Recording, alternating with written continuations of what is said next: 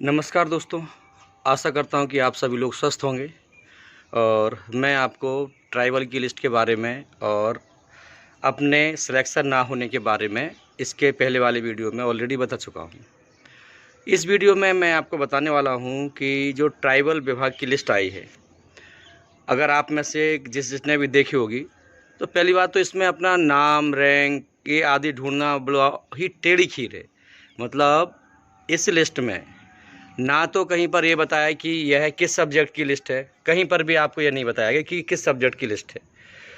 तो फिर बड़ी मुश्किल में कई घंटों की मशक्क़त के बाद आप ढूंढ पाएंगे कि भाई आपके सब्जेक्ट का कहाँ पर है। जब आपके कोई ना कोई परिचित, अगर आप किसी व्हाट्सएप ग्रुप से जुड़े हैं या टेलीग्राम ग्रुप से जुड़े हैं या फेसबुक ग्रुप से जुड़े हैं, तो वहाँ से जब आपको पता चले किसी भाई का, बहन का रोल नंबर, नाम आदि, रैंक आदि, तब जाके आप समझ पाएंगे कि भाई यहाँ से इस सब्जेक्ट की लिस्ट शुरू हो रही है। तो बड़ी ही मुश्किल से तो मैंने अपने जो सब्जेक्ट है विज्ञान, उसके नाम ढूंढ पाए कि जो विज्ञान वाले नाम हैं वर्ग 2 में, वो 1392 से लेके 1472 तक हैं।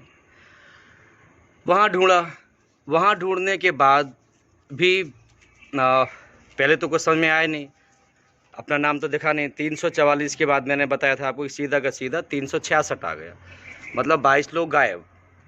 ये भी कोई बात नहीं। मैं इस वीडियो के माध्यम से मेनली आप लोगों को ये बताना चाहता हूँ कि मैं आपत्ति लगाने के लिए सोमवार को भोपाल जा रहा हूँ। और आपत्ति लगाने इसलिए जा रहा हूँ क्योंकि विभाग ने भी 19 तारीख तक का समय दिया है, लेकिन मैं अपना समय व्यर्थ नहीं करना चाहता। क्यों? क्योंकि आज शनिवार है, अष्टमी है। आपको दाढ़ी बड़ी हुई दिख रही होगी क्योंकि अभी नवरात्रि चल रही हैं, तो मैंने दाढ़ी नहीं कटवाई है।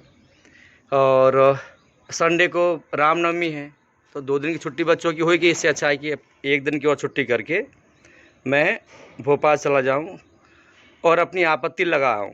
मुझे मेन आपत्ति यह है कि जो ओबीसी की लिस्ट है उसमें ईडब्ल्यूएस और यूआर कहाँ से आए। जैसे आप लोग जब लिस्ट देखेंगे, मैं आपको लिस्ट बताऊंगा। मेरी रैंक 348 है, 344 तक ओबीसी का सिलेक्शन होगा, उसके बाद सीधे 366 आई। और 366 भी किसकी है? 366 है ईडब्ल्यूएस की। ओबीसी की लिस्ट में 366 ईडब्ल्यूएस की है। आगे हम जब बढ़ेंगे तो 421 और 422 भी ईडब्ल्यूएस की है। और ऐसे ही ईआर में एक और है जो 421 और 422 तो मैंने आपको बता दी। और ईआर का एक बंदा 301 रैंक वाला भी यहाँ पर है। हाँ, 301 रैंक है ईआर वाले की, वो भी ओबीसी की लिस्ट में है। तो मुझे ये समझ में नहीं आ रहा, मेरा जो सबसे बड़ा जो पॉइंट है कि आपने ओबीसी की लिस्ट में ये जो जनरल वाले हैं, यूआर वाले कहाँ से आ गए, ईडब्ल्यूएस कहाँ से आ गया और यूआर वाला कहाँ से आ गया, जब सारे के सारे ओबीसी थे। तो क्या, जैसे 366 मैंने आपको बता दिया, 421 422 भी ईडब्ल्यूएस मैंने आपको बता दिया। और जो यूआर है, यूआर वाला है उस पर 301 पर नहीं है, यूआर वाला है ओबीसी की लिस्ट में 774 पर, 774 पर। और जो सीरियल नंबर है लिस्ट में वो है 1410। तो मेरा जो सारा का सारा कन्फ्यूजन है वो इसी बात पर है कि आप मुझे बताएं कि ओबीसी में ईडब्ल्यूएस और यूआर कहाँ से आ गया। ना तो मुझे किसी भी ईडब्ल्यूएस वाले भाई बहन से कोई आपत्ति है, ना यूआर वाले से आपत्ति है, लेकिन मुझे सबसे बड़ी आपत्ति ये है कि ओबीसी की लिस्ट में ईडब्ल्यूएस कहाँ से आए।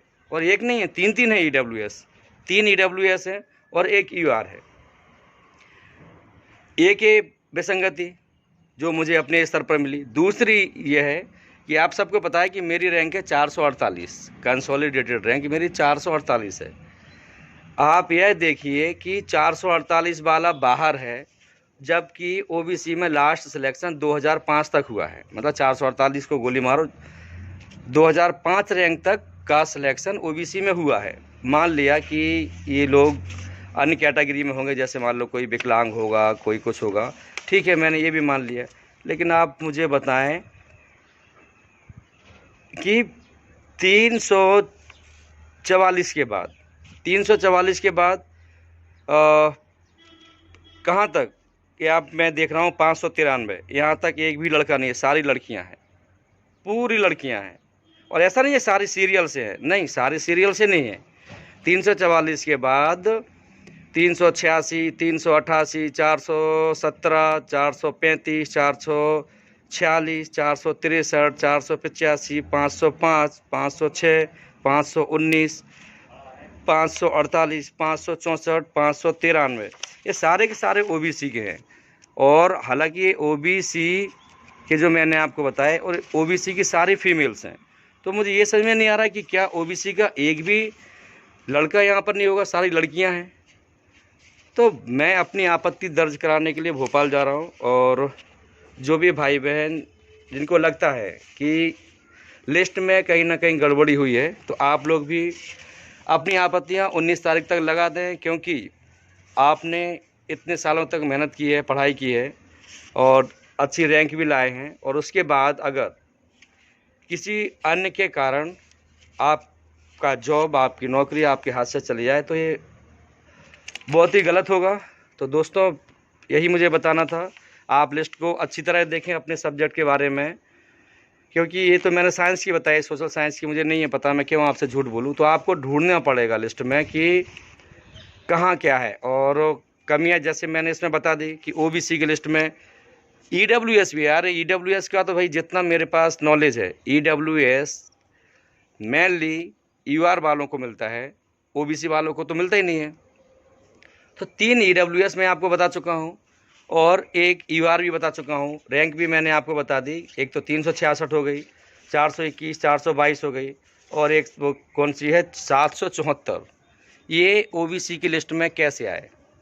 तो अगर आप लोगों को भी लगता है कि कैसे आए, तो आप मुझे बता सकते हैं, बिल्कुल मैं स्वीकार करूंगा। और फिर शायद मैं ना जाऊं आपत्ति लगाने, लेकिन अभी तक तो मैं डिसाइड कर चुका हूं कि मैं संडे शाम को निकलूंगा और मंडे को अपनी आपत्ति भोपाल में जाके जो जनजाति विभाग के कमिश्नर हैं उनके ऑफिस में जाके लगा के आऊँगा। तो दोस्तों, अगर आपको मेरा ये वीडियो यूज़फुल लगे तो आप प्लीज़ इसको लाइक करें, अपने दोस्तों के साथ शेयर करें। 3-4 दिन से बिल्कुल दुखी था, और लेकिन कल फिर से लिस्ट को देखा, क्योंकि वही ना कि दुख होने से होता क्या है। और यकीन मानिए, मतलब कल भी और परसों भी तो मेरा ये हाल था कि जब मैं बच्चों को ट्यूशन पढ़ा रहा था, उस टाइम भी कम से कम 2 बार ऐसा लगा यार कि अब मैं रो ही दूंगा। मतलब जैसे तैसे मैंने अपने आंसुओं को पिया। क्यों? क्योंकि बच्चों के सामने तो नहीं रो सकते, और उन बच्चों को क्या समझाऊंगा मैं। क्योंकि अगर मान लो मैं बच्चों से बोलता हूँ कि ये हुआ, तो यार आप मुझे बताएं शिक्षा का हो क्या रहा है? हाँ? मतलब हम इंडिया में टीचर्स को महत्व दे ही नहीं रहे हैं। हम बोलते हैं कि हमें अपना जो देश है उसको विश्व गुरु बनाना है, सुपर पावर बनाना है, ये और वो। तो भाई कैसे बनाओगे जब आप शिक्षकों को महत्व भी नहीं दोगे, जब आप शिक्षकों की भर्तियों को 10-10, 11-11 साल में करोगे। फिर जैसे मैंने कहीं पर पढ़ा था, जर्मनी में एक बार हड़ताल की, अभी लगभग 4-5 साल पहले से, वहाँ के सारे डॉक्टर्स, इंजीनियर्स, एडवोकेट्स आदि ने कि हमारा वेतन टीचर्स के बराबर किया जाए। लेकिन वहाँ की जो चांसलर हैं उन्होंने साफ साफ मना कर दिया। सारे डॉक्टर्स, इंजीनियर्स, एडवोकेट्स आदि बोले हम आपका वेतन शिक्षकों के बराबर कभी नहीं करेंगे। सबने पूछा क्यों? तब उन्होंने आंसर दिया क्योंकि शिक्षक आपको बनाते हैं, आप शिक्षक को नहीं। तो जहाँ ऐसी सोच हो तो स्वाभाविक सी बात है वहाँ के देश का विकास होना बिल्कुल लाजमी है। और जहाँ पर टीचर्स को समझा जाता है कि यार टीचर मतलब just like useful, useless fellow. तो जहाँ पर शिक्षकों को आदर ही नहीं दिया जाएगा, अकेला कह दिया गुरुर ब्रह्मा गुरुर विष्णु गुरुर साक्षात महेश्वर, अकेले कहने से क्या होता है? आपको शिक्षक को महत्व और सुविधाएं सारी देनी ही पड़ेंगी। आप मुझे बताएं, अगर हम जैसे अभी आपने वेतन बढ़ा दिया, अभी भी मैं कल पढ़ रहा था कि 70%, 80% दिया जाएगा। मैं तो 6 साल दिल्ली में रह के आया हूँ, और मुझे अच्छी तरह पता है कि अगर अभी भी वर्तमान समय में भी जिन टीचर्स की सैलरी 70-70, 80-80 हज़ार रुपये वर्तमान समय में भी, हालांकि मुझे पता है जिनकी सैलरी 70-70, 80-80 हज़ार, 1-1 लाख रुपये महीने है, तो उनके जो बच्चे हैं मुझे लगता है उनके बच्चों के भी बच्चे हो चुके होंगे। अर्थात वो बच्चे अगर चाहें भी तो यूपीएससी आदि परीक्षाओं की तैयारी नहीं कर सकते। मतलब मैं क्या कहना चाहता हूँ कि एक आम शिक्षक का बच्चा अगर एक आम शिक्षक चाहे तो शायद वह यूपीएससी वगैरह की तैयारी कभी कर ही नहीं पाएगा। क्यों? क्योंकि दिल्ली जैसे महानगर, राजधानी का खर्चा इतना है कि जितना शायद उस शिक्षक का जो बस्ता होगा उससे भी ज़्यादा। तो हमें मतलब इस छोटे से वीडियो के माध्यम से मैं सरकार से भी निवेदन करना चाहता हूं कि नो डाउट आपने सुधार किया है। जहां पर पहले मुझे अच्छी तरह पता है 2008 में वर्ग 3 को 2,500 मिल रहे थे, वर्ग 2 को 3,500 मिल रहे थे। फिर ऐसे ही जब 2010-2011 की आई तब वर्ग 3 को 5, वर्ग 2 को 7, वर्ग 1 को 9,000। तो उससे तो ये बहुत बेहतर है, नो डाउट बेहतर है भाई, बेहतर तो है। लेकिन क्या हम अभी भी राजस्थान, बिहार, उत्तर प्रदेश आदि के बराबर अपने शिक्षकों को वेतन दे रहे हैं? नहीं दे रहे हैं।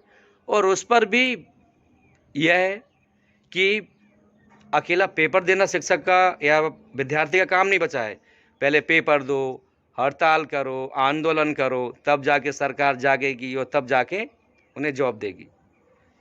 तो शिक्षकों को महत्व दें, तभी जाके हमारा देश फिर से विश्व गुरु बन पाएगा और सोने की चिड़िया बन पाएगा।